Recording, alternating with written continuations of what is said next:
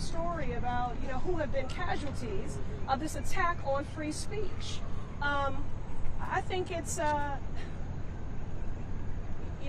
sadly, again, there has been such a targeting. To be a black woman is to just walk in this dichotomy of being hyper visible, where you are surveyed, targeted, criminalized, while also hyper invisible, because our contributions are ignored and denied, if not relegated to a footnote, and our pain delegitimized. And that's the dichotomy that we're always walking with. So Karen Attiah is just one more black woman that is being targeted by this hostile administration that is anti-blackness on steroids.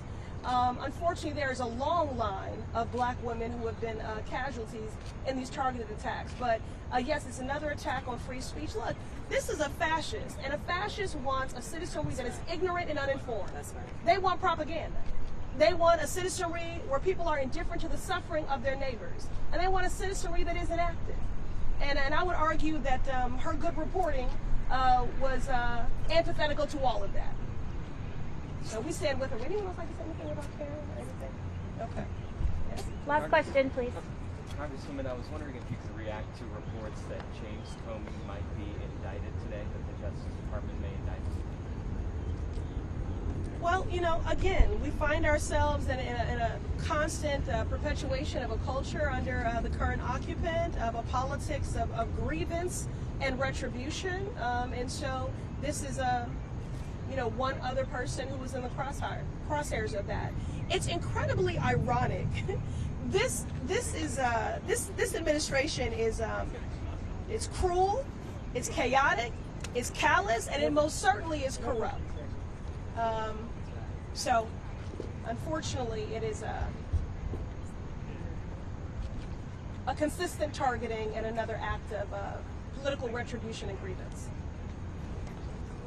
I think. Oh, one more. We'll wrap from here. Oh, one more. We're wrapping, or one more? One more. Okay. I had asked.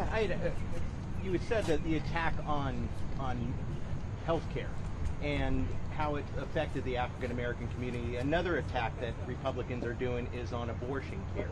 And talk to us a little bit about how they want to put the Hyde Amendment on the ACA, the Affordable Care Act, Obamacare, as the leader of the Reproductive Caucus. Talk to us a little bit about that, how it's going to affect the African American community as well.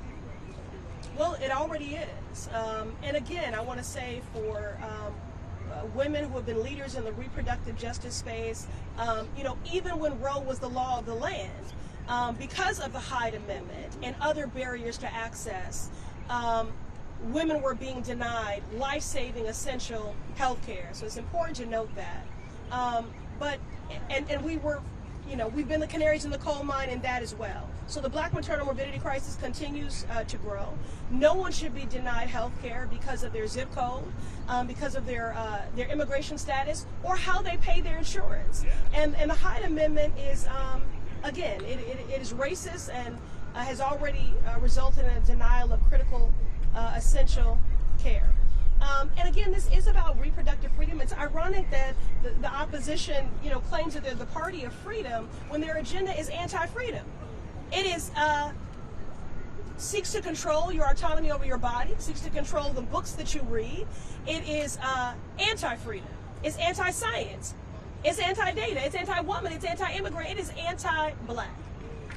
But as a co-chair of the Reproductive Freedom Caucus, I'll continue to fight this fight because healthcare is a human right. And this is about access to birth control. This is about access to IVF. This is the acknowledgement. If you have an ectopic pregnancy, your treatment is abortion care. That is what it is. So this is healthcare, life-saving healthcare. So we'll continue to fight that fight. And actually later today, I'll be doing a panel on that very issue. So if you want to learn more about that, talk to my chief of staff. And we would love to see you there. Thank you. Thank you. No, I know. Thank you. Y'all, let's do a photo.